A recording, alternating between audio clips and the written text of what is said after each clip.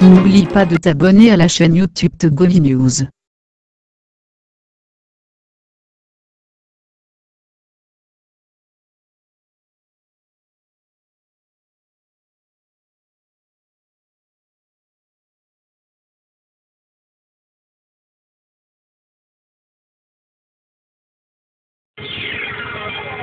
Toutes vos passions sont forcément sur Taxi FM. Taxi Presse. Retrouvez tous les jours de 11h à 12h45 Irrigator et ses confrères à bord du taxi de la mi-journée. Informations exclusives et coulisses de l'actualité, les azimuts, les éditorialistes, les cryptes et commentent l'univers de l'actualité sans concession et sans langue de bois. Taxi Presse, tous les jours de 11h à 12h45 avec Saint-Irrigator. Nous n'aimons pas le conformisme, mais des débats contradictoires pour la vie démocratique. Taxi FM, la radio géniale. Taxi Presse.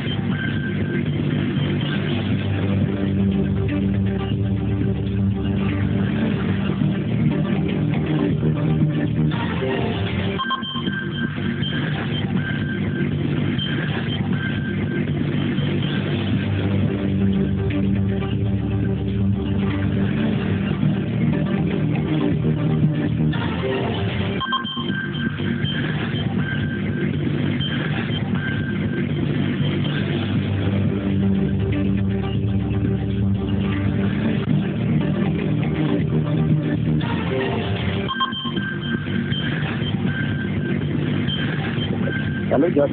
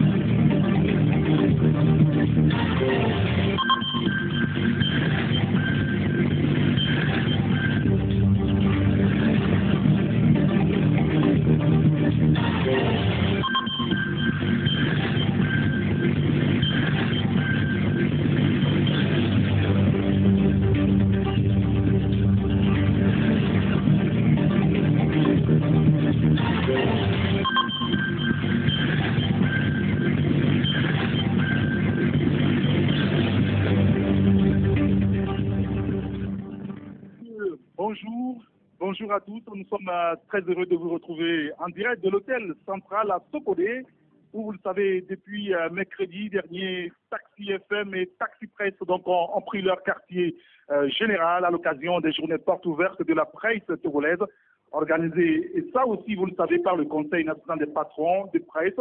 taxi presse de ce vendredi, c'est la grande messe qui est en déplacement dans la ville de Sokodé. Et comme invité, comme toujours, Fabrice Pekezi, le patron du journal Le Libéral, Tchanyao Aremiaou, le patron du journal Nouvelle Opinion, Tchakala Alerou, qui nous rejoint sur le plateau, le patron du journal Courrier de la République, et Loïc Lawson, le patron du journal Flambeau des démocrates. Alors, Abi Alpha et Ferdinand Haïté ont quelques soucis de santé. Néanmoins, pour Ferdinand, il y a un ingénieux, il sera au téléphone avec nous tout à l'heure. C'est le patron de bi-hebdomadaire L'Alternative. Et puis, nous avons avec nous ce matin deux de nos devanciers, Guy Mario Avalo, ancien correspondant de Radio France Internationale au Togo, et notre cher grand frère Olonou, directeur de publication. Alors, ce matin, nous allons aborder pas mal de sujets. Nous parlerons bien sûr de la presse togolaise avec la liberté d'expression. Depuis mercredi dernier, les journaux portent ouvertes ici. On reviendra sur le journalisme et la liberté d'expression. Et puis naturellement, nous parlerons de la politique. Avec mes confrères ici, on va commencer par les saluer. Bonjour Loïc Lawson. Bonjour Eric Gator, bonjour à tous les amis qui se connaissent et surtout ceux de Lomé qui nous écoutent. Merci de nous avoir rejoints. Bonjour mon grand citoyen Tchakala Alerou. Bonjour grand citoyen de Saint-Éric, bonjour à la vaillante population de Sokodé et bonjour à toute l'équipe dirigeante du CONAP et bonjour aux auditrices et auditeurs de Taxi FM. Merci d'être avec nous ce matin encore une fois. Bonjour Elhad Tchanyao Arimiao. Bonjour. Merci d'être là avec nous. Bonjour Fabrice Pekezi. Bonjour à toi Eric et bonjour au charmant public de Sokodé, bonjour à tous nos auditeurs à Lomé. Merci pour l'invitation, bien évidemment. Alors c'est vrai qu'il y a un charmant public qui est ici quand même, comme Taxi Presse organise des émissions grand public. On va commencer par parler des journées portes ouvertes qui s'achèvent, je dirais malheureusement aujourd'hui. On aurait continué avec nos amis ici à Sokodé. Nous avons en ligne notre confrère Ferdinand Haïté depuis Lomé. Bonjour Ferdinand. Bonjour Eric, bonjour à tous les gars. Merci, on vous attend faiblement. On espère que Emmanuel Fognagé qui assure la technique ici fera tout pour que votre voix soit audible à l'antenne. Alors, Tchanyao, dites-nous, depuis mercredi, la presse togolaise est ici à Sokodé pour les journées portes ouvertes. Alors, 3 jours de célébration, on peut le dire. Tout à fait. 72 heures de célébration. Tout à fait. 72 heures de célébration. Ici, au centre du Togo, nous avons un sentiment de satisfaction parce que lorsque nous avancions l'idée de délocaliser les journées portes ouvertes à l'intérieur du pays, il n'y avait pas à croire que ce devait devenir une évidence, une réalité. Aujourd'hui, nous y sommes. Dieu merci, les choses se sont bien déroulées. Et ce vendredi, nous sommes au dernier jour et chacun ici présent a pu constater l'ambiance, l'engouement, la volonté, l'amour que chaque journaliste venu de tous les coins du pays a pu donner ou a pu marquer pour accompagner cette fête de la presse togolaise. Et ça s'est très bien passé. Et je crois que vous êtes témoin puisque vous avez suivi de bout en bout ce qui se passe, tout le programme, tout s'est bien passé. Et au dernier jour, nous savons, nous venons de boucler la séance de l'éco-jogging qui nous a permis de remercier la population de Tchaoudjo qui nous ont réservé un accueil des plus chaleureux parce que, face à 72 heures quand même, nous sommes là. Nous avons été bien accueillis, le public est venu nous suivre, les gens ont démontré quelle était l'envie pour eux de découvrir ce que nous faisons au quotidien. Nous sommes sortis aujourd'hui, non seulement pour nous mettre en forme, mais propre la ville de Sokodé. Alors, c'est vrai que depuis mercredi, il y a plusieurs choses qui se sont dites quand même ici. On a commencé avec la conférence inaugurale sur la thématique combat pour la liberté d'expression au Togo. Il y a eu une première table ronde autour de la liberté d'expression et les nouveaux médias. Nous donnons la parole quand même à ce public qui est avec nous depuis mercredi dernier. Cher ami, vous allez vous présenter très rapidement. Bonjour. Bonjour, moi c'est Ousmane Abdelaziz. On est vraiment fiers de ce qui s'est passé à Sokodé. Et bon, nous on ne peut rien dire. On va dire on est fiers puisque tout s'est passé dans les bonnes conditions. C'est ce qu'on a souhaité. Et on a remarqué cela. Nous disons merci à Dieu. Avec des actions comme ça, nous pensons que la ville de Sokodé sera propre et la libre expression aussi va exister en ville. C'est vrai que ce matin, vous avez participé à l'opération Eco-Jogging qui a quand même, le président le disait tantôt, a permis quand même de ramasser, on va dire, les ordures et tout ça. Je voulais qu'on écoute encore un autre auditeur. C'est vrai que moi, je ne parle pas à Kotokoli, mais lui veut s'exprimer en Kotokoli. Présentez-vous, moi, s'il vous plaît. Vous nous écoutez, vous nous comprenez? Alors, Manakagoro, moi, Agoura, Waïdi, Dana, Womini, Wane, Elane, c'est Oubuge, Bung, Bazé, Kede, Kabung, Ozé, Kedane. Donc, moi, mes amis, ma et tout le monde n'a pas. Alors, Président, est-ce que vous pouvez nous aider à traduire tout ça?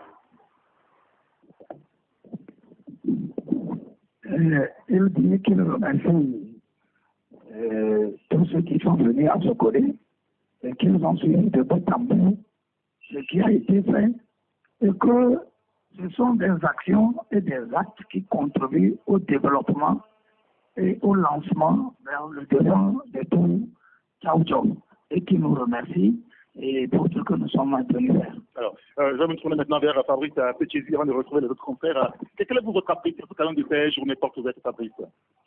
Oui, je crois que les journées portes ouvertes, même quand on les organise à Lomé, ce n'est pas une tâche facile. Mais les délocaliser, c'était vraiment un grand défi. Mais aujourd'hui, pratiquement au dernier jour des JPO 5e édition, je crois que on a le droit d'être satisfait parce que presque toutes les activités que nous avions programmées, nous les avons exécutées et tout s'est passé dans de bonnes conditions. Je crois qu'on a vibré en phase également avec le public de Sokodé, surtout avec l'initiative Eco-Jogging ce matin, qui nous a permis également de contribuer à rendre beaucoup plus sain l'environnement ici à Sokodé. Et je crois que les thématiques qui ont été abordées également cadraient bien avec l'actualité. Aujourd'hui, notre métier face à l'arrivée de ce qu'on peut qualifier nouveaux médias et je crois qu'on a beaucoup échangé et ça a été des échanges très fructueux. Et moi, personnellement, je crois que je tire une très grande satisfaction et comme on le dit souvent, j'espère que tout finira bien cet après-midi avec le match de football que nous aurons à discuter avec les conducteurs. Ça aussi, c'est pour beaucoup plus de rapprochement avec notre public, nos lecteurs, qui sont également nos auditeurs. Bien sûr, il y en a plein qui nous écoutent ce matin à travers le pays. Nous faisons un coucou à la diaspora togolaise qui est un peu partout disséminée à travers le monde, notamment celle qui est aux États-Unis, à Washington et au Canada et puis en Belgique. Merci à vous tous qui nous écoutez en Allemagne ce matin sur Radio Taxi FM Lomé, sur le www.taxifm.tg. Bonjour, Loïc Lawson.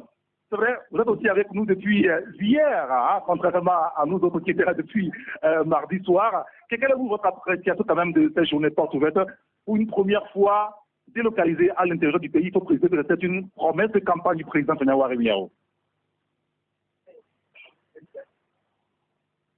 Allez-y. Et c'est une bonne chose, sinon on ne fera pas le déplacement. Et tout ce qui est presse, qui est journaliste, tout ce qui va dans le développement de la presse, et en tout cas les Togolais me connaissent là-dessus, je suis sans embâche, je le défends avec bec et ongle.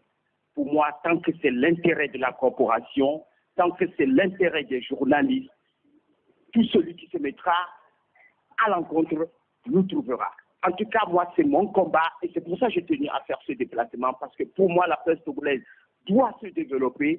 Les journalistes togolais doivent faire leur boulot comme il se doit en se départant des chapelles politiques, rester journaliste, faire du journalisme citoyen. Et je crois que c'est les thèmes choisis pour pour... oui, c'est la 5e édition de JPO. Je crois avoir lu des journalisme citoyen, nouveaux médias, liberté d'expression. C'est des choses assez importantes pour nous et nous voulions que ça continue comme ça.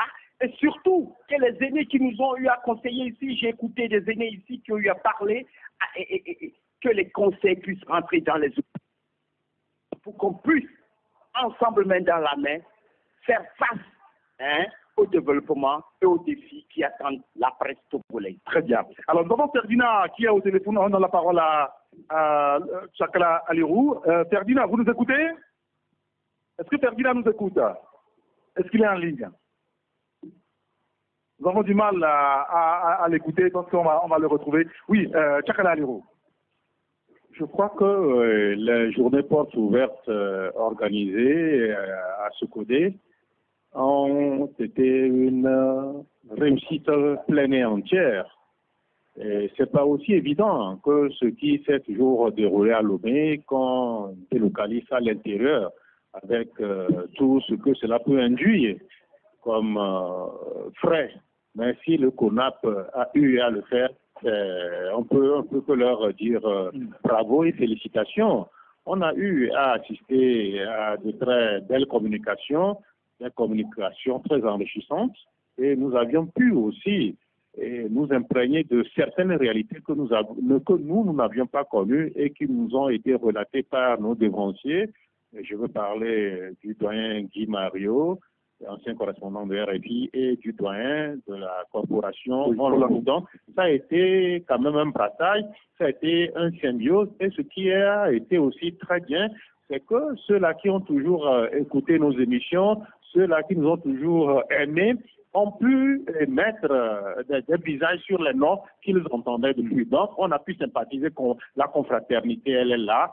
Ce n'est pas seulement ceux qui sont du CONAP qui sont arrivés. Donc, ça a été la presse togolaise dans son ensemble. C'est la fête de la presse, et au-delà de cette fête, nous avons pu aussi parler de nous-mêmes, parce que de tout temps, c'est les autres, c'est les politiques et tout ça là. Mais pour cette édition, nous avons pu parler de nous, les problèmes auxquels nous nous trouvons confrontés, quels sont les défis à relever par la presse, le problème de la confraternité, le problème des financements. Donc, vous voyez que ça a été 3 journées marathon et 3 journées très enrichissantes, et vivement que l'actuel bureau qui fait déjà du bon boulot puisse aussi être mieux ressourcé, puisse être mieux inspiré pour que les 6e édition, on puisse les vivre dans la même ambiance que ce que nous avions connu à Sokode.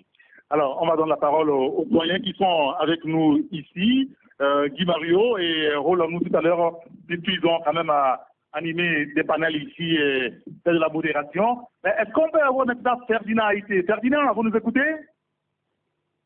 Allô? Très bien. Alors, Ferdinand, nous voudrions avoir vous aussi votre avis quand même.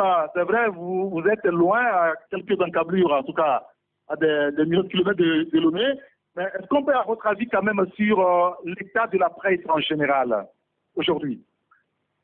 D'abord, il faut saluer l'initiative qui a consisté à délocaliser cette journée porte ouverte vers l'intérieur du pays. Vous savez que généralement, lorsqu'on parle de la presse ou de la presse privée, on a tendance à croire que ça se limite à Lomé. Nous sommes dans un pays où la presse qui est dans la capitale a déjà des difficultés. Du coup, les médias qui sont à l'intérieur ne sont pas visibles. On a tendance à croire qu'il n'existe pas de médias à l'intérieur du pays. Donc, il y a beaucoup, quand vous allez dans les grandes villes de l'intérieur, comme Sokode, Kara, tout ça, vous n'avez pas de journaux, de presse écrite qui sont édités. Mais vous avez quelques radios qui fonctionnent. Donc, l'idéal, c'est que d'ici quelques années, il y ait des journaux qui puissent émerger dans ces régions-là, dans ces villes de l'intérieur, pour couvrir l'actualité locale et informer les populations. Maintenant, l'état de la presse en général au Togo, nous la connaissons. Il ne faut pas faire preuve d'hypocrisie. La presse est dans un état assez difficile. J'ai eu à le dire la dernière fois au studio. Nous avons nos devanciers, beaucoup de nos moyens qui ont accroché leurs plumes parce qu'il y a plus de moyens. Certains sont aujourd'hui autour de vous là-bas. Ils ont donné des conférences. Et tout ça, aujourd'hui, nous démontre que les journaux au Togo, la presse en général, traversent des moments difficiles. C'est pour ça que, au-delà de ces activités qui sont menées comme les JPO, il faut véritablement prendre des résolutions et les mettre en pratique. Parce que si nous ne prenons pas de résolutions et qu'on ne fixe pas des objectifs, chaque année, on va faire des activités comme ça, mais on sera toujours dans la misère. Et les entreprises de presse vont continuer par fermer. Aujourd'hui, quand vous prenez les journaux quotidiens, les médias quotidiens, presse écrite, radio et télévision, les gens courent sur les dettes. Les gens courent sur les dettes, les dettes sont fermées, en train de recourir à des gymnastiques pour tenir. Donc, l'état de la presse est véritablement alarmant et il faudrait vraiment prendre des résolutions pour avancer. Parfait, très bien. Vous restez toujours avec nous, Ferdinand Ité. Oui, Seigneur Ferdinand parlait il y a un moment des résolutions à prendre au cours de ces journées portes ouvertes. Est-ce qu'on en a pris réellement aujourd'hui? Non, je ne crois pas que avant tout, nous étions là pour prendre des résolutions. D'abord, avant tout, nous avons parlé de nous. Et quand on a parlé de nous, nous avons appris, par exemple, certaines choses qui nous échappaient. Et moi, quand je fais référence ou allusion au panel que le doyen Holonou a animé, il y a beaucoup d'entre nous aujourd'hui qui sont dans le métier, mais qui ne connaissent pas vraiment l'histoire qui est celle de notre métier, y compris moi-même. L'histoire sur le combat qui a de la liberté d'expression. Vous savez, par exemple, quand le doyen Holonou nous faisait entendre que l'ancien premier ministre Aoumé Zenou fut le tout premier directeur de publication d'une presse privée au Togo, moi, c'est une information nouvelle pour moi, je ne le savais pas. Mais je suis dans le métier, ça fait plus de 17 ans. Donc, c'est une information importante. Il y a eu beaucoup de choses que nous avons apprises ensemble ici, mais nous avons posé des diagnostics qui concernent notre métier, mais directement, on n'a pas pris des résolutions parce qu'il y a beaucoup de choses qui ont été faites pour permettre à la presse togolaise d'exercer dans une essence totale, qui ont permis également à la presse de savoir comprendre ces difficultés et comment travailler à ce que beaucoup de choses puissent être corrigées. Merci beaucoup, Tchanyawa Aremiao. Je vous donne maintenant la parole au doyen. Bonjour Guy Barrio. Bonjour Eric. Merci d'être avec nous ce matin. Bonjour Holonou. Bonjour Eric, bonjour chers auditeurs de Taxi FM. Alors vous avez quand même animé la conférence inaugurale qui porte, enfin vous nous avez relaté ce dur combat de la liberté de presse. Est-ce que nous avons cette liberté de presse aujourd'hui ou c'est un combat quotidien qu'il faut mener? Oui, c'est un combat quotidien qu'il faut mener parce que la liberté, on ne l'a jamais fait pour de bon. Il faut l'entretenir et je crois que c'est vrai. Et le combat que nous avions mené depuis 89 jusqu'à ce jour pour arracher des griffes et du pouvoir la liberté de presse a été un combat noble. Et je tiens ici au passage à rendre hommage, un vibrant hommage à tous ces devanciers, à tous ces confrères-là qui ont mené ce combat avec nous et qui ne sont plus de ce monde. Donc certains ont rejoint, comme je disais, avant-hier, le pays du grand repos. D'autres sont contraints d'affronter les désagréments de la dure vie de l'exil.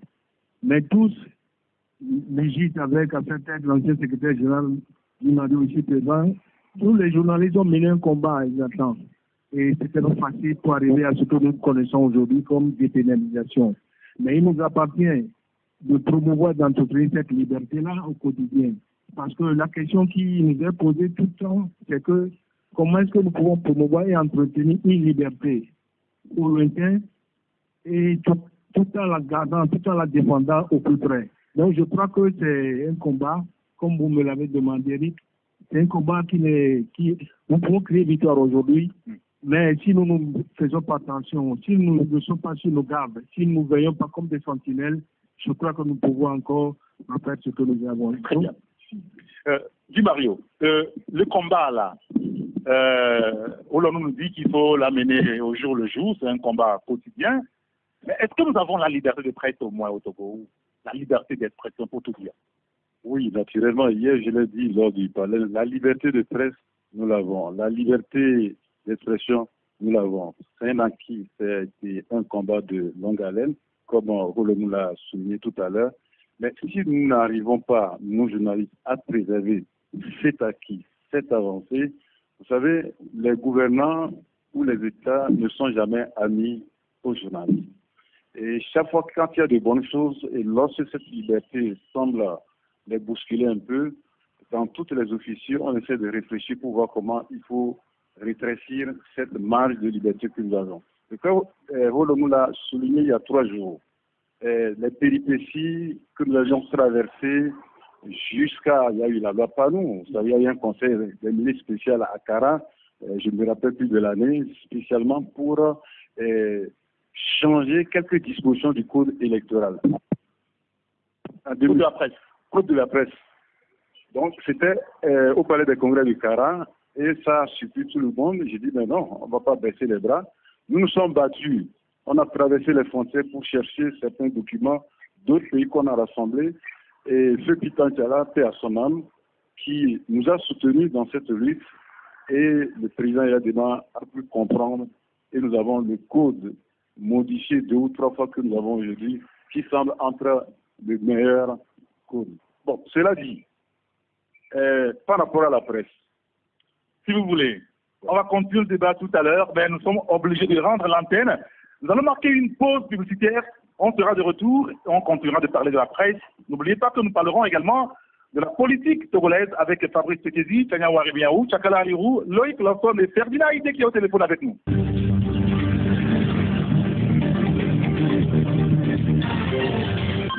Nouvelle thème centrale avec Fabrice Tekezi, Chakala Alirou, Tania Warimiaou, Loïc Lawson.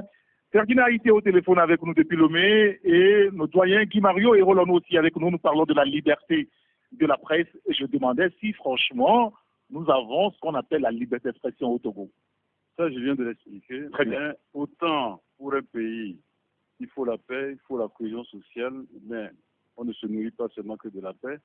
Autant au niveau de la presse, la presse ne peut pas se nourrir également de cette liberté d'expression parce qu'il y a 2 aspects. Quand l'État accorde la liberté d'expression, ou bien le libre exercice du métier, il faut également un accompagnement. L'accompagnement, c'est quoi? C'est l'aide publique à la presse. Il faut qu'elle soit conséquente par rapport aux autres pays. Malheureusement, le Togo est à la traîne dans la sous-région. Quand vous prenez le Bénin voisin, vous traversez les frontières au niveau de l'Ouest, le Ghana, en allant en Côte d'Ivoire, nous parlons aujourd'hui de milliards. On raisonne en termes de milliards. On raisonne en termes de milliards quand il s'agit de l'aide publique à la presse. Alors qu'au Togo, nous étions à moins de 100 millions. Maintenant, on a ajusté jusqu'à... 115 millions. Oui, 115 millions. Maintenant, on est à 100 millions. Maintenant, on est à 100 millions. Mais comment la presse peut évoluer dans ces conditions? J'ai l'impression... C'est un pas quand même. Parce que depuis longtemps, c'était 115 millions. Aujourd'hui, on est à 100 millions. Non, nous sommes en 2018. Oui, bien sûr. Oui, c'est un pas qu'il faut saluer, mais il faut faire plus d'efforts que ça. Parce qu'il faut que nous ressemblions à d'autres pays, ce qui est tout à fait normal. Moi, je vous dirais quelque chose. Quand on prend le cas de la maison de la presse, le Togo a été le tout premier pays initiateur dans la sous-région. Et j'en sais quelque chose avant le Burkina Faso qui a la maison au nord des Zongo. Le Bénin à côté, le Ghana, c'est Ottawa qui sont venus chercher les documents, les projets relatifs à la création de la maison de la presse, mais ils sont en avance. Allez à Abidjan, vous allez voir le centre de presse de la Côte d'Ivoire, c'est important ce que le gouvernement donne comme quand il s'agit de la semaine de la presse. Vous savez, il y a une semaine de la presse en Côte d'Ivoire. Nous avons initié 2 fois au Togo, ça a marché, mais après, c'est fini, on l'a laissé tomber. Mais pour être bref, pour faire bref, c'est dire que c'est vrai, il y a la liberté d'expression, mais il faut ce qui accompagne, c'est les finances, c'est les moyens financiers. Pour que les jeunes qui s'intéressent au métier puissent quand même voir leur dévancier dans de très bonnes conditions de travail. Encore qu'aujourd'hui, la publicité, elle est inexistante au Togo, ça, il faut avoir le courage de le dire. Parce que quand on prend une publicité, ce ne sont pas tous les journaux. Vous voyez une publicité, ce n'est pas dans tous les journaux, vous avez 5 ou 10, vous avez 10 ou 15, et vous vous demandez, on dit, mais est-ce que lui, là, il est de notre côté, il n'est pas de notre côté. C'est un peu les difficultés qu'on a autour. C'est-à-dire, la politique prime sur tout.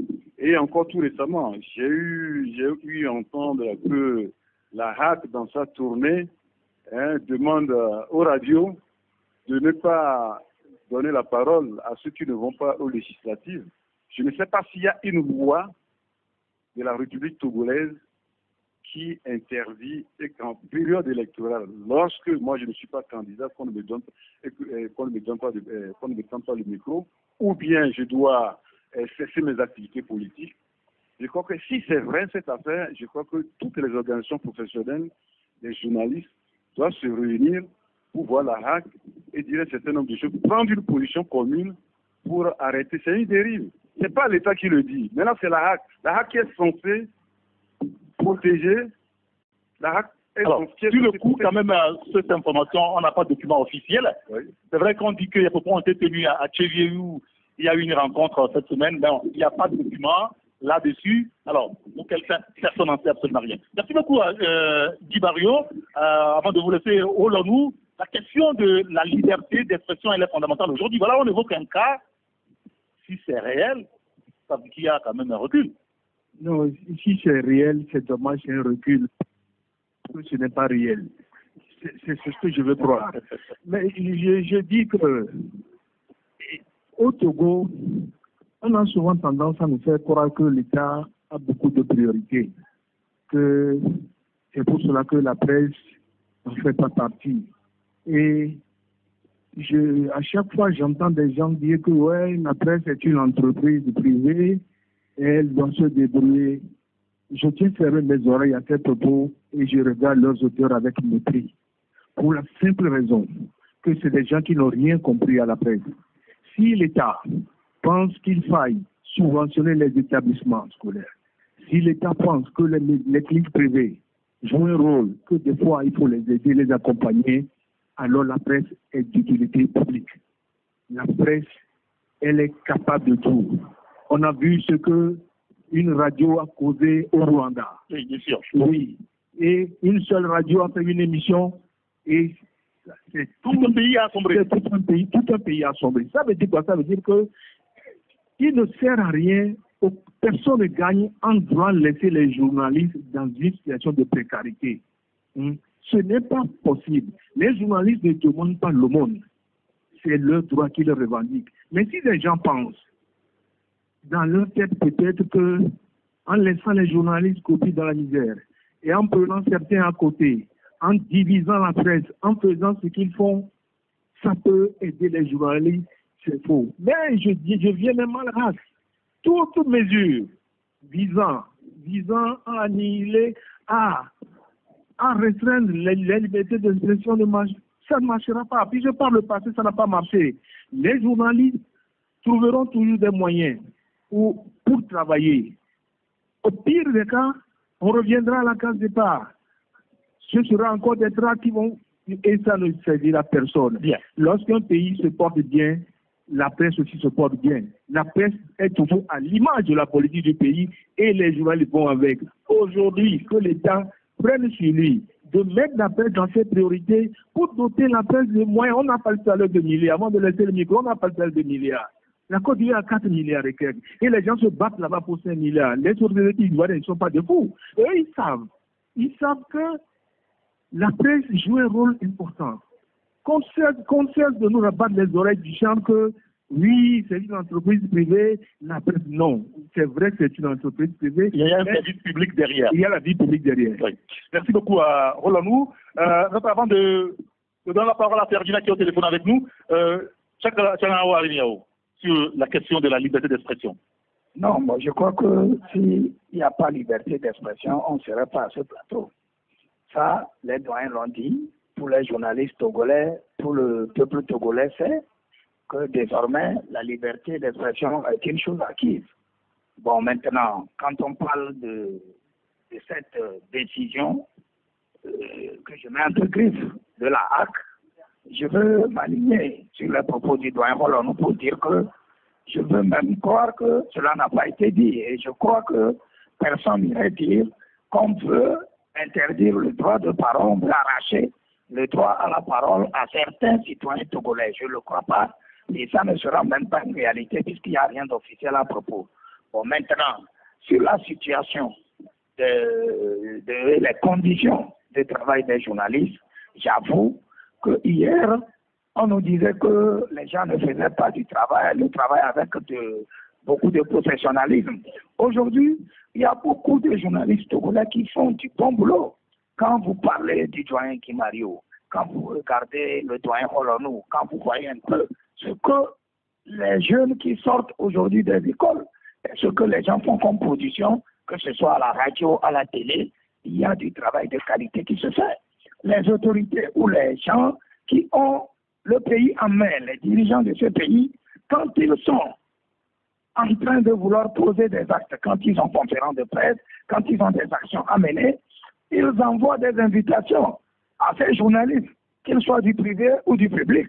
Et donc, c'est un travail d'intérêt public que la presse rend. Et par rapport à cela, j'ai dit qu'il est temps qu'on essaie de voir à la hausse l'enveloppe qui accompagne le travail que nous faisons. Et en cela, en tant que président d'une organisation patronale, la plus représentative d'ailleurs au pays, je me dis que nous y sommes, nous nous attelons, nous travaillons, nous nous autodiscipliner nous-mêmes et à faire en sorte que ceux que nous avons en face puissent aussi faire leur part. Mais lorsque vous regardez les états généraux que nous avons eus à Paris-May, il y a eu beaucoup de recommandations. C'est pour cela que quand tu m'as posé la question, est-ce que nous avons des recommandations? Je disais qu'on n'en a pas pris ici et qu'il y en a déjà qui dorment dans les tiroirs. Vivement que les gens activent et accélèrent, qu'on puisse aller appliquer ce que ensemble, avec les ministres qui sont du gouvernement, nous avons pu mettre sur pied pour le bien de la presse togolaise. Alors, je demanderai tout à l'heure aux confrères ce qu'ils attendent de ce pays en termes de journalisme. Ferdinand, vous êtes là avec nous? Est-ce que Ferdinand est là avec nous?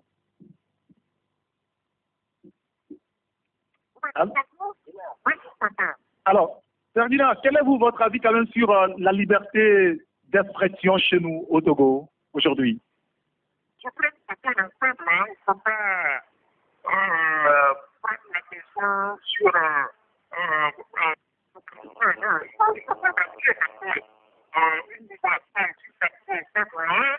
une liberté parce qu'aujourd'hui, quand vous voyez bien le cas de la presse au Togo, moi je suis là-dessus, moi je suis toujours tout à fait de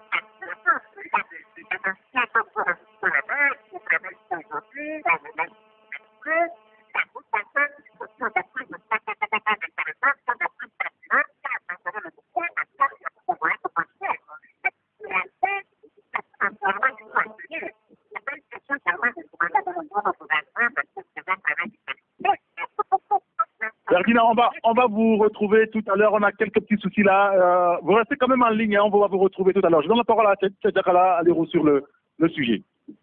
Non, la liberté de la presse, un acquis qui mérite qu'on lui apporte tous les soins. C'est un combat permanent. Quand les journalistes vont se laisser aller, dire que non, c'est un acquis, on croise les bras et on attend. Là, ils attendront longtemps à partir du moment où dans certaines officines, on est en train d'apprêter certaines armes pour porter l'estocade à cette liberté. Vous conviendrez avec moi qu'on doit être vigilant. Mais ce que je vais dire, c'est d'une extrême absurdité que de vouloir prendre la presse en adversité. Tous ceux-là qui, tout le temps, prennent la presse comme étant l'adversaire qui veut au combat, je crois qu'ils se trompent de cible. Nous ne sommes pas leurs adversaires. Nous disons ce que nous ressentons. Nous disons ce qui peut cimenter un peu plus l'unité que nous voulons tous dans ce pays. Nous disons ce qui peut amener ceux-là qui gèrent le pays à pouvoir changer un peu de cap quand ils ne le sont pas. Donc, dire aujourd'hui que les journalistes, on doit les affamer et on doit tout le temps créer cette restriction, on doit prendre certains comme étant proches de certains bords et d'autres bords. Je crois que c'est d'une rare stupidité que de prendre la chose ainsi. Il faut aujourd'hui prendre la presse dans son contexte global. C'est œuvrer à ce que cette presse soit professionnel et que non seulement professionnel, mais il faut aussi des moyens pour accompagner ce que nous savons déjà si bien faire. Quand certains disent que non, la presse ne fait pas si, moi je ne lis pas la presse, c'est tout faux. Ces gens-là sont les premiers à lire la presse. Parce que quand nous sortons certains articles, ils sont les premiers, ceux-là qui prétendent ne jamais lire ils les appellent par moment, des feuilles de chou. Ils sont les premiers à réagir. On écrit tant sur moi et s'ils ont des amis proches qui ont peut-être certaines acquaintances avec ceux-là qui écrivent ça, ils passent par ces couloirs-là pour approcher ceux qui ont écrit. Ça veut dire que nous tenons le bon bout, nous faisons du bon boulot, malgré les moyens qui ne sont pas au rendez-vous de ce que nous savons si bien faire. Très bien. Oui, relons-nous et puis dans la parole à Fabrice avant de retrouver Ferdinand au téléphone. Non, je voulais juste ajouter à ce que mon jeune frère Tchakala vient de dire. Dans ce pays, il y avait une chanson du RPT, l'hymne du RPT qui disait « Écartons tout mauvais esprit qui tienne l'unité nationale ». Bien sûr. Et c'est ce RPT qui a été uni. Les journalistes font combat pour se battre pour l'unité de ce pays. Et tous ceux qui ont la presse en adversité, tous ceux qui pensent que la presse ne joue pas un rôle, combattent contre l'unité nationale. Ils sont en train de détruire le travail que la presse est en train de faire. Je leur retourne leur chanson.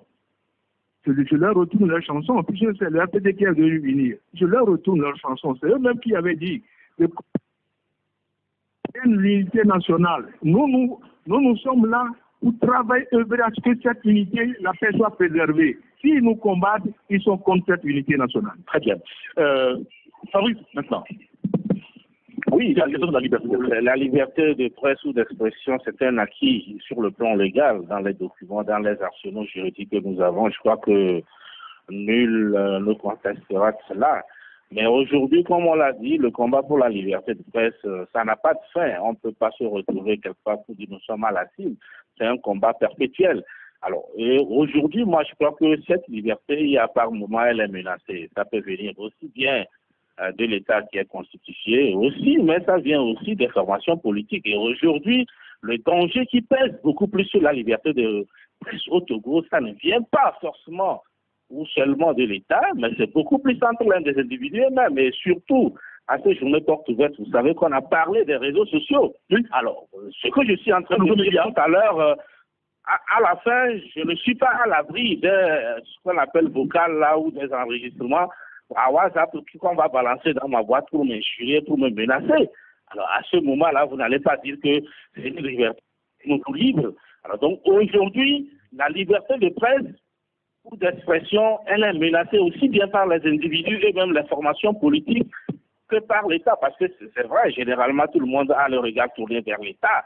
Mais on a vu des leaders politiques appelés à lyncher des journalistes, par exemple. Et ça ne va pas passer inaperçu. Parce que quand ça devient comme cela, à un moment donné, on se retrouve dans une situation où il faut réfléchir par 10 000 fois avant de dire ce que vous voulez dire. Et je disais tout à l'heure que c'est un combat perpétuel. On parlait aujourd'hui de la HAC qui aurait, je mets ça au conditionnel parce que la HAC c'est une institution de l'État et généralement, même pour une couverture médiatique, la HAC sort un communiqué. Alors pour l'instant, je n'ai pas encore sous la main un communiqué de la HAC, mais c'est possible, comme on le dit, que ça a été dit quelque part. Et si c'est le cas, je nous rappelle qu'à un moment donné, en période électorale, il y a eu des moments où on a dit la presse privée ne couvre pas la campagne électorale, peut-être ceux qui ont la mémoire. Non, ça on se rappelle, il faut se rappeler. Oui. Et ça a été un combat avant qu'on dise oui, vous allez couvrir la campagne électorale, mais prenez les dispositions pour que ce soit équilibré. Donc c'est pour cela que je dis, une liberté, c'est comme la paix dans un pays, ça ne tient qu'à un fil. Vous pouvez être très loin et vous retrouver tout de suite à zéro. Donc c'est pour cela qu'il faut toujours des garde-fous, il faut une certaine sentinelle pour attirer l'attention des autres à chaque fois que cette liberté est menacée. Ferdinand, vous êtes avec nous? Oui, je suis Eric. Alors, nous vous écoutons maintenant sur la question de la liberté d'expression. Oui, je disais tantôt que c'est un ensemble. Il ne faut pas prendre le problème compartiment. Et sur les papiers, il a été décidé à un moment donné, après de longs combats, qu'on a la dépénalisation, la liberté de presse et tout ça. Mais si l'environnement économique ne permet pas aux journalistes, aux entreprises de presse d'émerger, il faut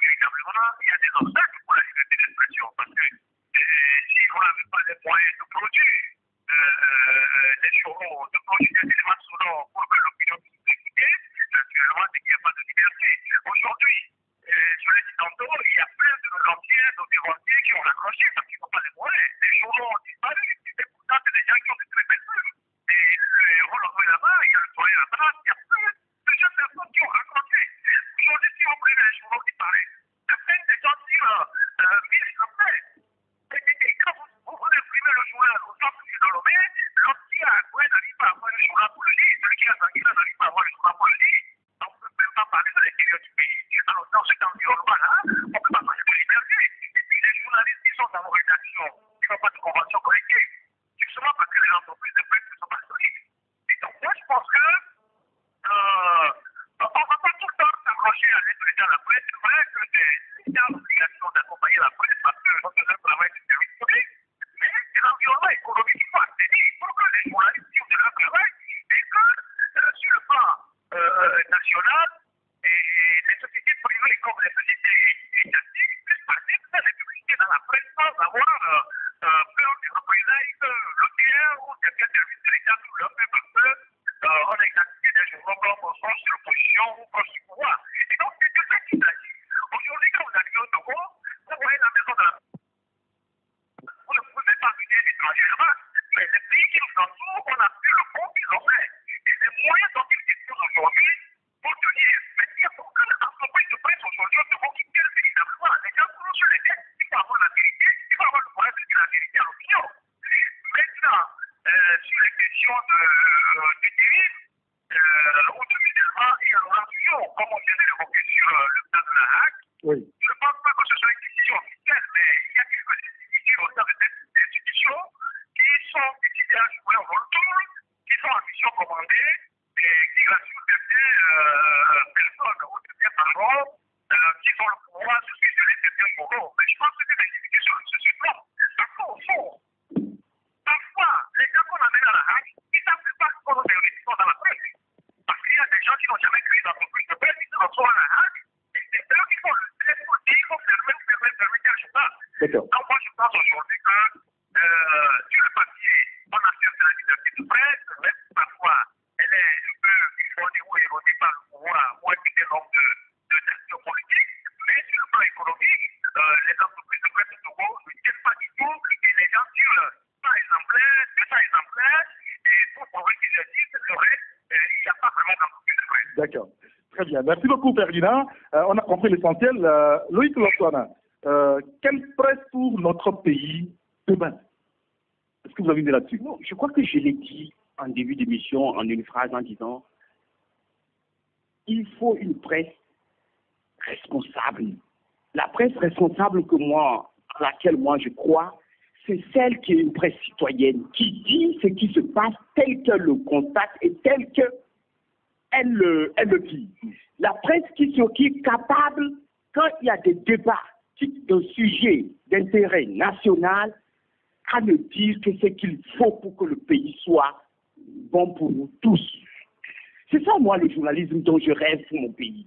C'est-à-dire... Le journalisme citoyen dont vous avez parlé. Oui, c'est-à-dire on est obligé, parce que quand il s'agit de l'intérêt national, moi je dis on enlève nos petits intérêts personnels, comment vous appelez ça, nos positions partisanes, et on ne regarde que l'intérêt national. C'est comme on me dit, il y a un plaidoyer, je donne un cas banal, il y a un plaidoyer pour construire une université technologique. Parce qu'aujourd'hui, nous sommes dans un pays où on pense développement avec le PND et tout ça. Et que quelqu'un fasse un plaidoyer, mais pour qu'il y ait une université, que l'État se signe ou se sacrifie pour la construire. Mais ça, par exemple, c'est un sujet qui ne peut que intéresser et plaire à tout le monde. Mais dans ce même pays, tu verras des journalistes te dire que ce n'est pas bon, que l'État n'a pas l'argent, que ce n'est pas possible, ce n'est pas le moment. L'État a dit... Tu comprends? C'est moi, c'est des cas comme ça que je ne me retrouve pas. Et je dis, et quand il s'agit de nous, autres journalistes, des sujets qui nous intéressent, qui nous concernent, on doit serrer les coudes et les défendre, se faire tout pour que ça puisse avancer. C'est à ce seul plus que la liberté d'expression ou la liberté de presse qui n'est pas figée et qui peut à tout moment dégringoler, peut tenir. C'est à ce seul prix qu'elle peut tenir, Éric Gator. Donc moi, pour moi, le journalisme que je rêve pour mon pays, la liberté d'expression dont je rêve pour mon pays, c'est un journalisme qui s'engage pour le développement de son pays, rien que pour le développement du pays. Et quand, dans la vérité, voilà, et merci de me rappeler ce mot, dans la vérité, c'est le directeur de France 24 qui disait l'autre fois quelque part, et dans l'honnêteté. C'est-à-dire, le journaliste doit restituer le fait au moins en étant honnête. La malhonnêteté sur des sujets d'intérêt national, ça c'est dangereux, c'est criminel. Et ça aussi, nous devons éviter, parce que nous faisons partie de ceux qui enlisent ce pays. Quand il y a des par exemple sur la crise, les journalistes sont partis de deux camps. Les journalistes qui enveniment, tout comme les journalistes qui refusent que la vérité soit dite. Et ça aussi, il faut le combattre. Parce qu'il faut qu'on en arrive à du journalisme de vérité. Et quand on sera là-bas, vous verrez que l'État, quelle que soit la personne qui est au pouvoir, il va nous respecter. Et quand on fera des plaidoyers, il va suivre. Mais quand il sait qu'il peut manipuler un ou deux personnes pour dire que même l'intérêt du journaliste, il faut le combattre, je dis non. C'est un peu Togo seul, par exemple, où je vois un journaliste qui a un problème d'agression ou de quoi que ce soit, ou pour lui. Mais qu'est-ce qu'il cherche là-bas? Est-ce que c'est normal? C'est pas normal. Et quel que soit l'endroit. Je rappelle ici, il y a eu des situations où, et je crois que c'était pendant la crise entre l'UFC et puis l'ANC, où des journalistes comme Dimas, je ne sais pas, Dimas Ikodo, a été des partisans de la marche au niveau de l'opposition, n'ont pas admis qu'ils puissent apporter les critiques au leader Jean-Pierre Fabre. Moi, je dis, et pendant cette période, j'ai vu des journalistes dire c'est bien fait pour lui. Et au même moment, je vois des journalistes qui, quand c'est le contraire, dire aussi, on ne te fait pas. On ne va pas faire sortir de comme ça, c'est pas normal. Ça, pour moi, c'est pas normal. Et moi, ça, là, je ne vais pas cesser de crier ce problème. Merci beaucoup. Tant que ça ne sera pas réglé. Et revenons à la hack. Oui. Revenons à la hack. Juste en 30 secondes. OK. Oui, allez-y. La hack, où on parle de cette fameuse décision inquiétante, elle n'est pas formelle.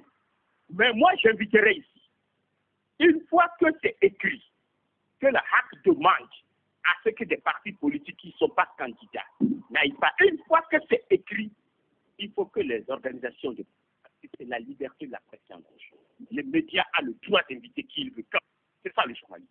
Il faut alors que PPT Kona puisse sortir des communiqués et dénoncer ça. Merci beaucoup, Loïc Lawson. Il y a un auditeur, parce que je voulais aussi préciser en même temps que les auditeurs peuvent participer à ce débat. On va parler politique tout à l'heure. En nous envoyant juste un petit SMS sur le 90 71 49 62, comme cet auditeur qui nous dit « Vous nous rabattez les oreilles depuis 2 semaines, plus de 2 semaines avec cette histoire d'aide à la presse. Et vous protestez faire du social. Et nous qui sommes du domaine de la santé et patrons de cabinets et des cliniques privées qui n'avons rien comme d'aide de l'État, qu'allons-nous dire ?» C'est ce qu'il dit. Très bien, bon, on l'a compris. Oui, bon, je crois que celui qui se plaignait d'être dans les cliniques, d'être dans les cabinets, je crois que lui, ça doit être un salarié peut-être. Il est un agent de l'État, il a son salaire. Nous parlons... Du privé, il parle du privé. Oui. Les privés, il y avait aussi, dans les écoles privées par exemple, l'État envoyait des subventions. Et je crois entendre également qu'au niveau de la santé, l'État fait ce travail. Ce n'est pas une subvention pécuniaire, mais c'est en personnel qu'on essayait d'appuyer les cliniques ou les écoles quand même réglementaires. Et ça, l'État le fait. Bon, maintenant, lorsque nous parlons de la cohésion de la presse, lorsque nous nous comparons à des pays comme le Sénégal, que nous nous comparons à des pays comme le Bénin, ben, nous-mêmes, quand j'ai écouté Loïc, j'ai compris que Loïc voudrait qu'on ait une presse citoyenne au Togo. Une presse où l'ensemble des journalistes se sentent concernés par leurs problèmes. Mais est-ce que nous-mêmes, nous nous auto-interrogeons pour voir qu'est-ce que nous faisons entre nous? Il a parlé tout à l'heure du PPT. Il a parlé du CONAP. Combien d'organisations patronales avons-nous dans ce pays pour la même cause? Nous avons plusieurs organisations, alors que nous faisons le même boulot. Quand le CONAP a initié les journées portes ouvertes, j'ai entendu par-ci par-là des gens qui avaient des envies de dire les journées portes ouvertes du CONAP, alors que c'était la presse dans son ensemble. Lorsque nous refusons, attends, lorsque nous refusons, vous avez terminé, mais nous sommes dans l'obligation de boucler et de faire la pause publicitaire. Je vous redonnerai la parole tout à l'heure, rassurez-vous, Tchénawa Rémiaou. On en fait la pause publicitaire à Lomé. 93.1 Taxi FM.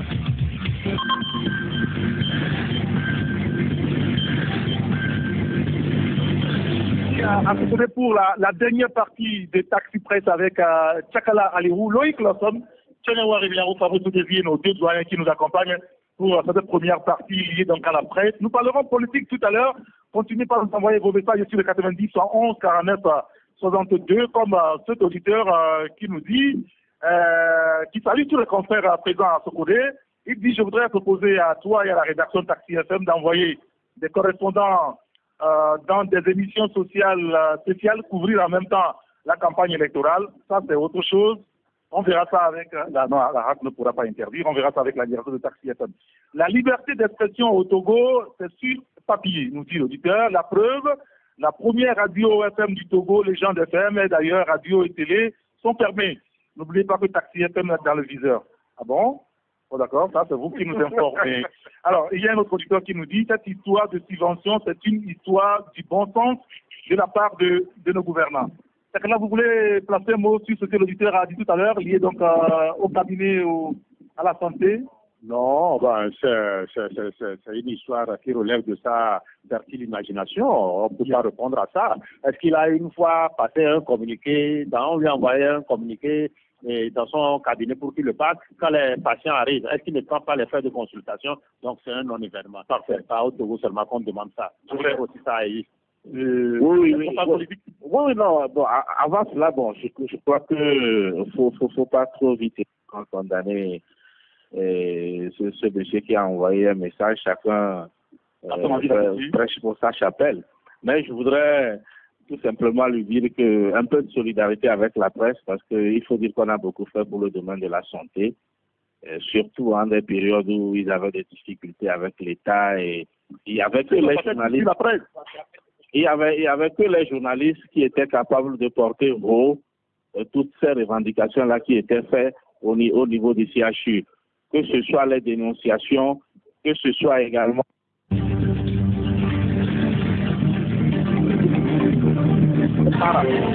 avant cette course-là, avant cette date fatidique du 20, il va falloir quand même que les choses se fassent normalement comme les pays amis nous l'ont demandé à travers la CEDEAO. Merci beaucoup, Tchakala Alirou.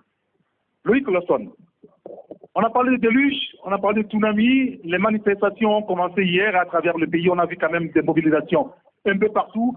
À Sokode, cette mobilisation a été un monstre hier où une première fois depuis l'état de siège imposé aux populations de Sokode, de Bafilo et de Mango. Vous êtes arrivé de Lomé hier. C'était pas fameux quand on arrive dans les alentours d'Agoué et de Zongo. Tu veux tirer ma langue là. J'avoue que moi je quittais Lomé hier, je crois que autour de midi pour rejoindre Sokode. Et j'ai vu, naturellement, au niveau de Agoué, dans la zone de Agoué, des scènes qui, en tant que journaliste, m'ont beaucoup touché, je me suis dit... Ça vous a révolté? Pas révolté, mais je me suis dit qui provoqué dans la scène que j'ai vue. Et j'étais pas seul, puisque j'avais transporté quelques confrères avec moi dans la voiture, et j'ai vu des militaires pourchasser des jeunes. J'étais au volant. J'ai dû garer pour regarder un peu la scène, pour chasser, tabasser. J'ai vu des jeunes rentrer dans le cimetière pour trouver refuge. Et je me demandais, puisque je ne savais pas ce qui s'est passé en amont, est-ce des jeunes qui les ont provoqués? Et à ma question, les citoyens du quartier, c'est on ne veut pas que les jeunes rallient la ville. C'est une manière d'empêcher les jeunes de rallier la marche.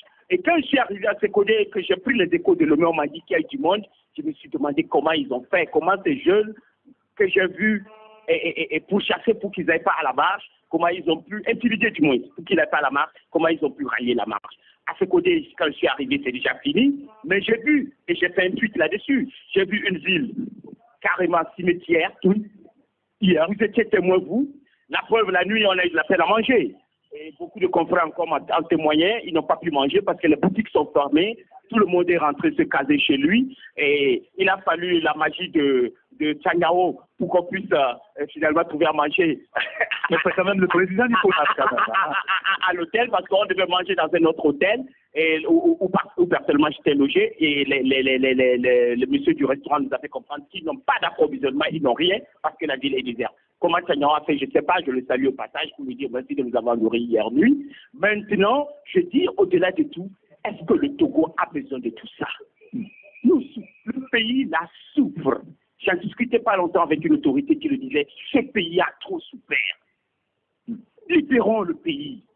Libérons le pays pour que les énergies se libèrent. Et pour libérer ce pays et que ces énergies se libèrent, c'est quoi le problème? Le problème, c'est qu'il existe depuis 2005 ou 2006. Et aujourd'hui, il y a une thérapie qui nous a été proposée, qui est la feuille de route de la CEDEAO. Respectons-la, ligne par ligne, puisque ce n'est même pas beaucoup de chapitres. Ce n'est pas beaucoup de points. Respectons-les et tu verras ce pays ira mieux. Parce que tous les deux acteurs ont accepté de se soumettre à cette feuille de route. Une fois qu'on prend le point 1, on regarde si c'est fait, on le corrige. On le fait et tu verras tout le monde va rentrer dans les rangs. Ainsi de suite, on va épurger ça. Aujourd'hui, le pays est bloqué, le pays souffre. Et à l'étranger, ça donne l'impression que le pays a fait à ça, ce qui n'est pas le cas. Ce qui n'est pas le cas. Alors que, à tous les niveaux, en tout cas. Pas à tous les niveaux. Et les commerçants qui ont fermé les boutiques hier, ça agira sur l'économie d'une manière ou d'une autre. Même si on n'a pas des économistes qui arrivent à nous faire ce genre de calcul, mais ça agit sur l'économie. On se réveille ce matin aujourd'hui sans être capable de donner de quoi manger aux enfants. Parce qu'il y en a au Togo qui vivent au jour le jour. Nous sommes nombreux à vivre comme ça, au jour le jour. Donc si tu n'as pas pu faire des affaires, la veille, le lendemain, les enfants ne pourront pas prendre 100 francs, 200 points à l'école. C'est cela, c'est ça que j'appelle la souffrance des Togolais. Et c'est pour ça, moi, je dis, qu'on le veut ou non, le problème aujourd'hui, c'est les réformes.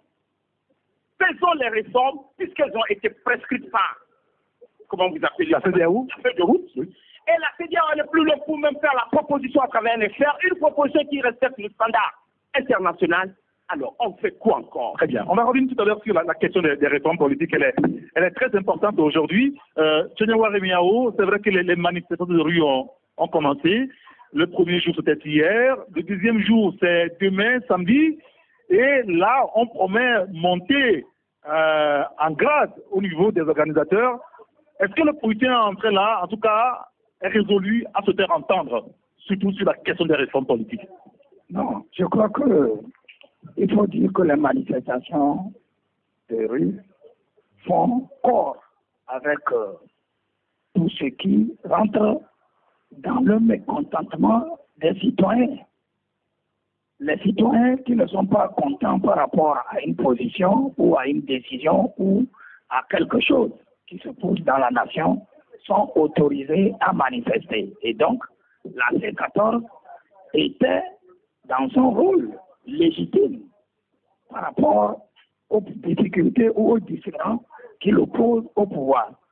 Maintenant, la journée d'hier, nous l'avons tous observé.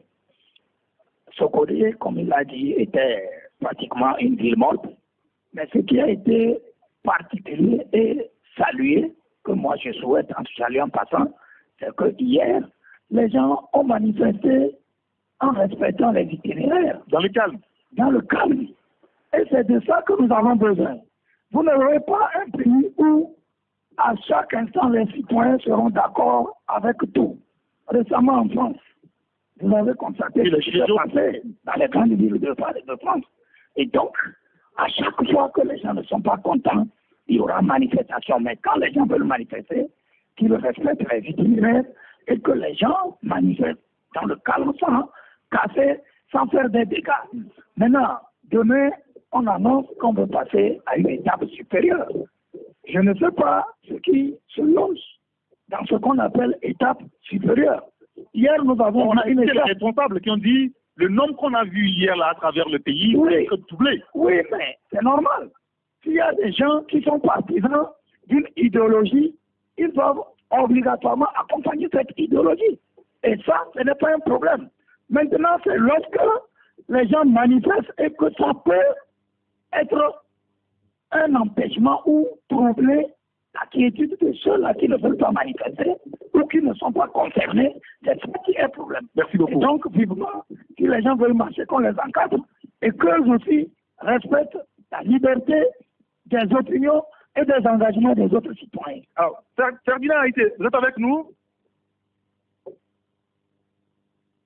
Est-ce que Ferdinand est avec nous? Je pense qu'on a des soucis avec Ferdinand ce matin, malheureusement. Alors, allez-y, Fabrice. Oui, moi, ce côté, c'est vrai que ça fait depuis le 19 août, on en parle beaucoup, surtout quand on est à Lomé. Mais j'ai eu l'occasion de suivre un peu une manifestation à ce côté. La chance c'était hier. Oui, bon, on parle de ville morte. Bon, peut-être que tous les magasins étaient fermés, il n'y avait pas d'activité économique.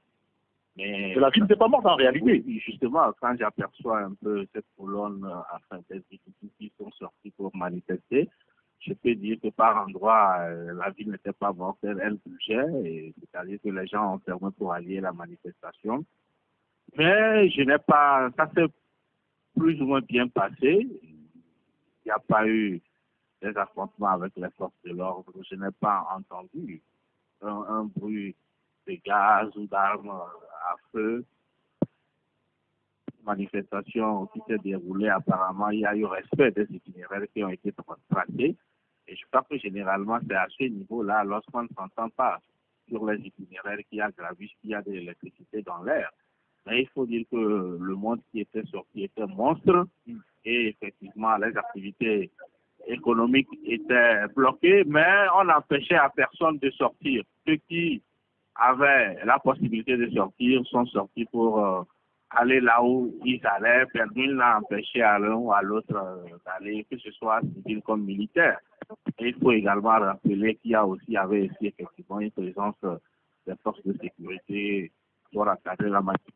Donc bref, c'est à Sokodé où j'étais par rapport à cette première journée de marche, je dirais plus ou moins que c'est une marche qui s'est bien déroulée. Alors on attend la journée de demain pour faire une première évaluation, puisque ça va devrait jouer, je dirais, dérouler sur 4 jours.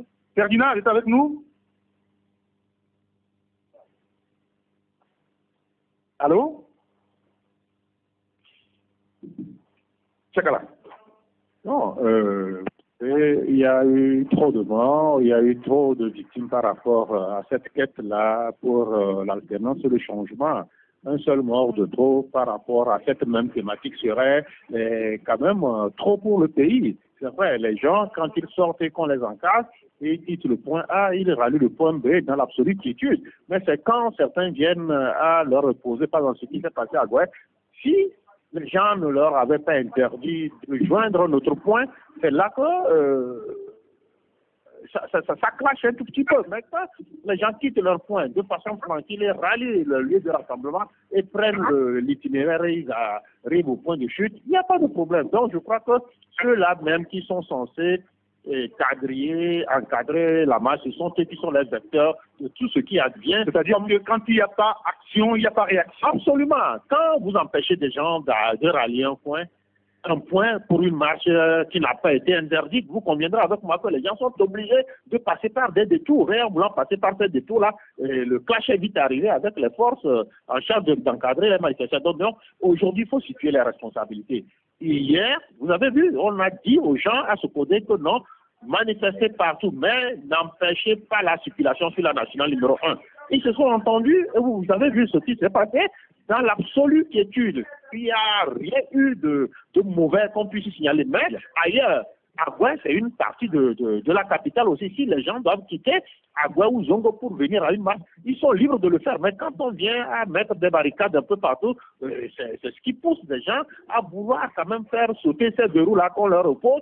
Et vous voyez, les gaz lacrymogènes et tout ça là sont vite jetés dans le Togo. La liberté de manifestation n'est pas encore interdite par aucune loi de notre République. Donc, respectons la loi et mieux le Togo se porterait. Et maintenant, est-ce qu'il faut tout le temps contraindre les gens à ce qui leur a été proposé comme feuille sortie de crise. Justement, allons sur la question justement des réformes politiques. Selon les informations, aujourd'hui, les députés ont été conviés, en tout cas pour se plancher sur le vote, en tout cas les réformes constitutionnelles. Est-ce que ce serait le pont aujourd'hui? Non. Il y a une feuille de route. La CEDEAO dit qu'elle veillera à ce que la feuille de route soit respectée. Donc, y compris les réformes constitutionnelles. Non, le bon, ça veut dire quoi? Ça veut dire le bon, c'est le travail que l'expert nous a fourni. Et la CEDEAO a dit que ça répond aux standards qui régit les constitutions au niveau de la sous-région ouest africaine. Donc, je crois que depuis la signature de l'accord politique global, les acteurs politiques ne se sont jamais entendus sur la mouture à donner à cette constitution. Si la CEDEAO a estimé que le problème du Togo vient de ces réformes, même sur le plan constitutionnel, et qu'on a pu dépêcher un expert qui s'y connaît bien, qui est venu proposer quelque chose qui n'émane pas d'un bord ou d'un autre, ça veut dire qu'il était impartial. Qu'il a joué le rôle d'impartial et a proposé quelque chose qui puisse recevoir l'assentiment des deux bords. Cette mouture de côté et qu'on veut faire suivant ce que le gouvernement a proposé, là, c'est là que ça ne pourra pas passer. Ça va coincer un tout petit peu comme la toute dernière fois. On a fait l'expert, c'est pas, le Togo ne sera pas son cimetière, il a fait un truc de grand, il a fait un truc... Vous savez, ce qui est aussi désobligeant dans le cas togolais, c'est quand un bord dit que non, nous adhérons pleinement et entièrement à quelque chose, l'autre bord estime que non, il faut s'en méfier. Et quand, si c'est UNIR qui avait dit que non, nous adhérons entièrement, pleinement à ce que l'expert sénégalais a fait, vous verrez un peu que de l'autre côté, on va peut-être être un peu tatillon, être un peu méfiant. Qu'est-ce qui se cache? La méfiance, la crise de cette de confiance entre les acteurs politiques nous mène tout droit dans le mur. Et il faudrait quand même... Il faut réagir. La conférence des évêques récemment est revenue sur le sujet. Loïc Lawson, la question des réformes constitutionnelles, elle reste toujours sur le tapis.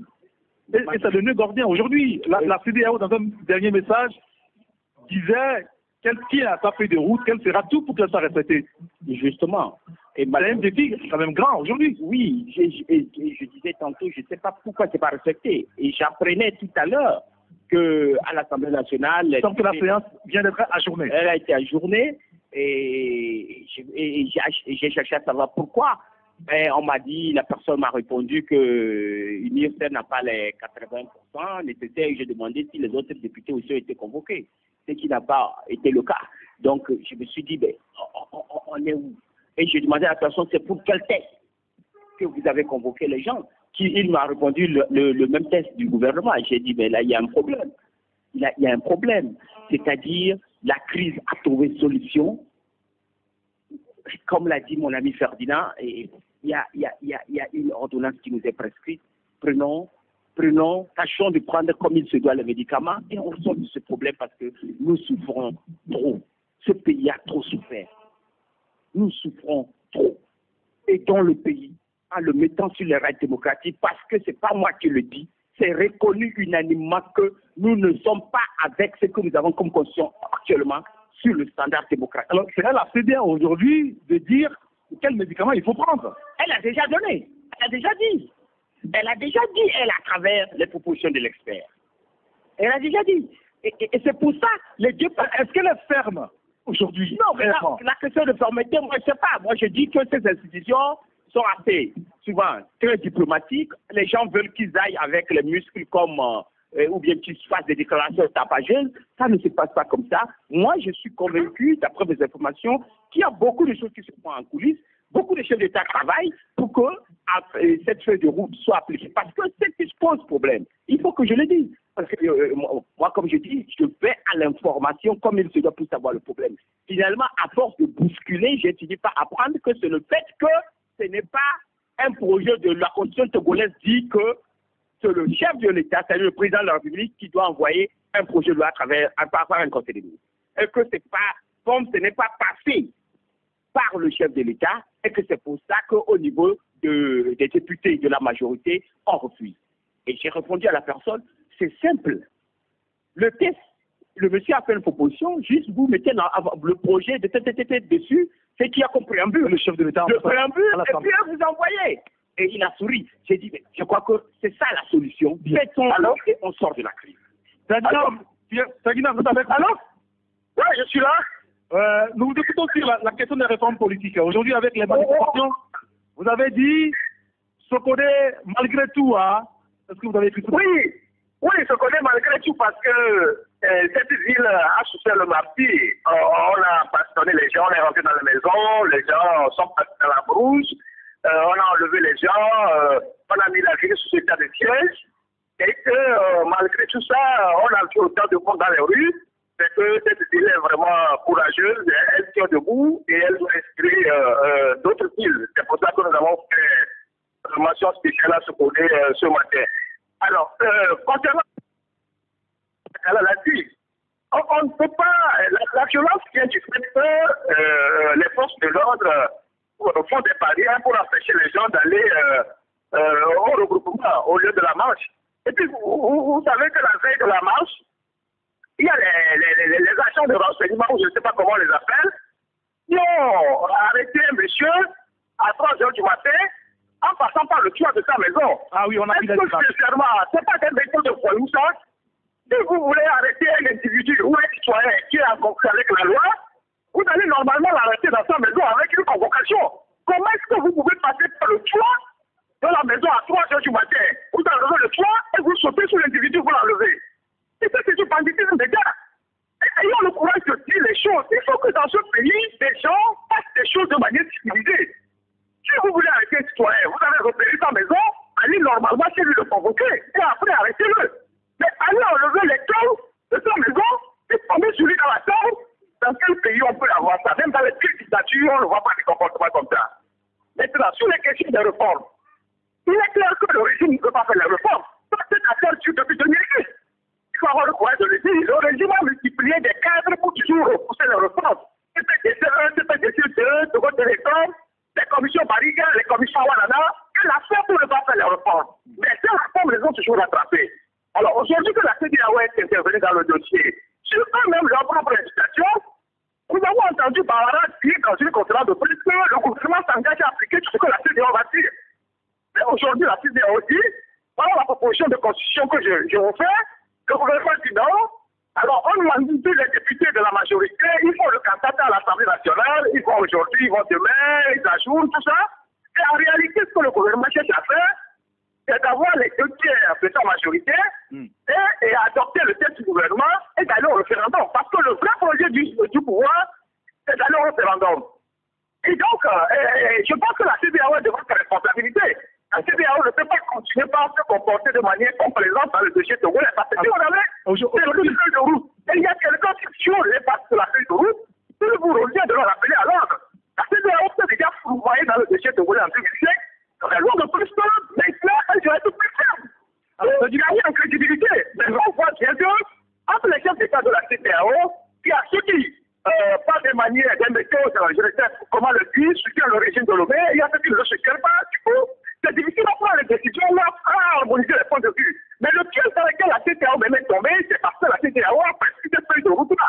Elle ne peut donc pas la rejeter elle-même. Qu'elle la rejette, c'est qu'elle se dit crédible et ça s'achète dans tous les pays de la CEDEAO. D'accord. Et donc, nous attendons de voir ce qui sera dans les jours à venir. Mais je pense que fondamentalement, le régime ne veut pas appliquer la feuille de route ou pas appliquer le pratique qu'il avance. C'est pour ça qu'ils sont en train de faire la fuite en avant. Alors, voilà. Vous restez avec nous, Ferdinand. Oui.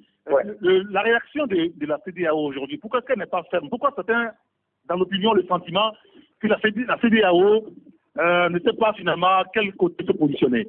Oui. Avant de parler de la CEDEAO, je voudrais revenir un peu sur les manifestations qui ont eu lieu hier dans certaines localités du pays. Alors, par rapport à ce côté où j'y étais, j'ai dit ce que je savais, ce que j'ai vu et entendu.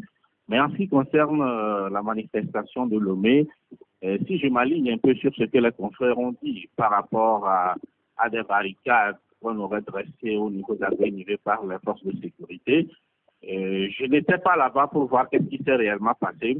Mais je veux seulement rappeler que généralement, pour des grandes manifestations, et surtout si vous suivez aujourd'hui l'actualité en France avec les manifestations des Gilets jaunes, il y a ce qu'on appelle le filtrage. C'est-à-dire que on empêche certains de rallier. On va empêcher, laisse-moi aller jusqu'au bout. Non, si vous allez parler d'un oui, je ne cherche pas le mot, je ne cherchais pas le mot. J'ai dit, je parle de filtrage, je n'ai pas parlé d'empêcher. Et le filtrage consiste à voir, puisque généralement, il y a des manifestations qui peuvent peut-être se munir, des manifestants qui peuvent peut-être se munir qui n'est pas conventionnel pour aller à une marche. Je ne sais pas si c'est ce filtrage-là qui a tourné à la poursuite, à la course-poursuite dont parlent les confrères, mais je veux dire que c'est dans les règles de l'encadrement des grandes manifestations. Même quand vous allez suivre un match de football dans les grands stades, tout le monde a le droit d'aller dans le stade quand vous avez votre ticket, mais parfois quand vous êtes muni d'un matériel qu'on ne souhaiterait pas que vous portez sur vous en allant à cette manifestation. On vous désarme tout simplement. Peut-être qu'il peut avoir, peut-être que ça peut être ça, mais sauf que ça ne s'est pas passé comme ça devrait se passer et malheureusement, on en arrive à des poursuites. Je ne dis pas que c'est ce qui s'est passé, mais je dis qu'on n'ouvre pas le boulevard comme ça à des manifestants, mais on cherche à savoir qui tient quoi pour aller à cette manifestation. Bien. Vous voulez, si tu veux, je vais j'enchaîne avec la CEDEAO. Attendez. Non, tu m'as donné la parole. J'enchaîne avec la CEDEAO. Oui, tu me l'as donné, tu m'as donné la parole. Attendez. Tu me l'as reçu. On ne fera pas la guerre autour de ça. Je vais vous la redonner. Tu veux m'empêcher du droit de parole? Non, vous allez pas. J'ai dit, laisse-moi terminer. Je vous donne la parole. On fait la seconde. Je vous donne la parole. Je suis désolé. Si vous me l'arrachez, je ne reviens pas là-dessus. Si vous me l'arrachez, je ne reviens pas là-dessus. Non, je suis désolé. Vous me l'arrachez, je ne reviens pas là-dessus, on s'entend. Non, je vous redonne la parole. Allez-y, sur la manifestation. Oui, mais justement, Fabrice Pekezi a dit que non, cela peut provenir d'un système de filtrage qui a été mis au point. Mais ce qui est curieux, c'est que c'est à Agoué et Zongo que cela se fait souvent. C'est comme si c'est la population d'Agoué qui, par rapport à ce système de filtrage dont il fait cas, c'est à la population d'Agoué qu'on doit opposer ça. On voit les gens venir d'Adido Gomé, on voit les gens venir d'autres quartiers de Lomé, mais il n'y a jamais eu tout ce que les populations d'Agoué et de Zongo vivent. Donc ça veut dire que puisque c'est un dialogue entre Chakala et moi, je vais lui répondre que le confrère qui nous a rapporté les faits, c'était Loïc Lanson, et il a dit qu'il était au niveau de l'échangeur d'Agoué-Nizé. Alors, je ne sais pas s'il avait le don d'ubiquité pour se retrouver au même moment à Tiogomé, à Zanguera ou je ne sais quoi. Et donc, on a rapporté un fait par rapport à un lieu précis. On a parlé de Zanguera et on a parlé d'Agoué-Nizé au niveau de l'échangeur. Je crois que c'est ce qu'il disait. Et c'est de cela que je parle. Maintenant, lui, Chakala, qui est ici, on a fait le voyage ensemble, on est à Sokodé depuis quelques jours. Nous n'étions pas à Lomé pour savoir si, au-delà d'Agoué-Nizé, il y a eu également des barrages dans d'autres quartiers pour filtrer ou pas. Parfait. Non, ce n'est pas... Non, oui, Adina. Ouais, moi je pense que il y a eu des barrières partout. Par exemple, le catholique, voilà quelque chose il y a eu des barrières à Bagida. Moi je suis passé par des barrières pour aller en Guinée hier, pour aller me faire une perfusion, parce que je suis un peu souffrant. Donc, il n'y a pas eu à ces endroits-là des bousculades de qui que ce soit. Mais ce qui se passe généralement, c'est que dès qu'on voit quelqu'un qui est habillé en rouge et qui va à la marche, on les fait taxer. Et puis on le tabasse. C'est ce qui se passe en réalité. C'est une manière en réalité d'empêcher les gens de rallier la manifestation. Et parfois, vous imaginez que lorsque les gens rentrent à la maison, les mêmes forces de l'ordre les tabassent avec les taxis, les chefs et les personnes. Donc, c'est pas, au fond, la recherche des gens qui sont munis d'objets peut-être dangereux pour une manifestation, tout ça. L'intention réelle, c'est d'empêcher les gens de rallier le lieu de la manifestation. Merci beaucoup, Ferdinand. Ouais, alors, non, là, vous n'avez plus la parole. Je donne la parole à Tchanyawara Reviao. Non, je crois que nous tous, en tant que citoyens togolais, nous avons reconnu que le droit de manifester existe au Togo et qui n'a jamais été abrogé. Et donc, tout dépend, pour moi, je me dis que tout dépend des propos que ceux qui organisent les manifestations lancent avant de manifester. J'ai souvenir que au temps de la On parlait du dernier tour de Jéricho. Oui. Et quand vous allez dans la Bible, vous faites lecture. Quand on lit ce qu'on appelle dernier tour de Jéricho, c'est profond. Et quand la République existe, et des politiciens ou des organisations politiques annoncent que demain, c'est le dernier tour de Jéricho, ceux qui ont le pays en main. Ça s'est passé. Oui. Mais également, on a dit que c'est le déluge. Mais le déluge dans la Bible, c'est quoi? C'est pour cela que je dis que tout dépend des propos que les gens avancent. Il y a ce droit qui est reconnu pour tous les citoyens togolais, celui de manifester quand on n'est pas d'accord. Mais il ne faut pas que les gens avancent des mots incendiaires pour qualifier les actions qu'ils veulent mener dans les rues. Et c'est ça peut-être qui amène à voir ce système de filtrage dont parle Fabrice. Et c'est ça qui amène à voir tout ce que, fort malheureusement, le confrère Ferdinand nous fait entendre. Ben, écoutez, là, j'ai à peine une minute, il y a plusieurs messages, je voulais quand même lire quelques-uns. Je crois que finalement, tu ne m'as pas donné la parole. Non, oui, mais parce que vous avez... Non, parce que vous avez résisté. On aurait pu gagner du temps, Fabrice. Alors, il y a ce auditeur qui nous dit que nous réserve la politique togolaise. Je vois une note du ministre de l'administration territoriale circuler sur la toile qui interdit la marche du mardi sous prétexte du début de la campagne. N'est-ce pas un autre 19 août qui se dessine? L'avenir est sombre pour notre pays, nous dit l'auditeur. Il y a un autre auditeur qui nous dit en voyant les manifs d'hier, les campagnes peuvent-elles bien démarrer? Bon, ça, on n'en sait absolument rien. Un autre auditeur qui nous dit depuis les fameux états généraux de la presse en 2014, les choses sont restées inamovibles dans la coopération journalistique. Le folklore des ateliers organisés par les organisateurs de presse sur la convention collective où une minorité de journalistes dans le seul but de se partager des perdièmes est la vie partagée. Pourtant, ces temps, les employés croupissent. Pendant ce temps, ils croupissent toujours dans la précarité. Chaque jour que Dieu fait, les parutions des journaux sont une réalité pour les lecteurs. Dans quelles conditions ces employés travaillent pour que ces journaux paraissent, se demande l'auditeur. Là, on doit rendre l'antenne. Je suis désolé. Merci beaucoup, Fabrice Pekezi. Merci d'être avec nous ce matin. Merci Kanyao Arimiao, le patron du CONAP. Merci Chakala Alirou. Merci à Loïc. Merci à Ferdinand Haïté qui est au téléphone avec nous. Merci à vous, Emmanuel Afanyagé. Merci à tous ceux qui étaient avec nous, les doyens, Roland, Guy Mario et les autres confrères. Merci à vous. Sokode vous envoie un bonjour un petit peu frais puisque l'Harmattan a démarré un petit peu ici. Merci à vous. Appelez-moi Saint-Rigator. À la semaine prochaine. Au revoir. Merci d'avoir regardé la vidéo. Abonne-toi et partage la vidéo sur les réseaux sociaux, Facebook et WhatsApp.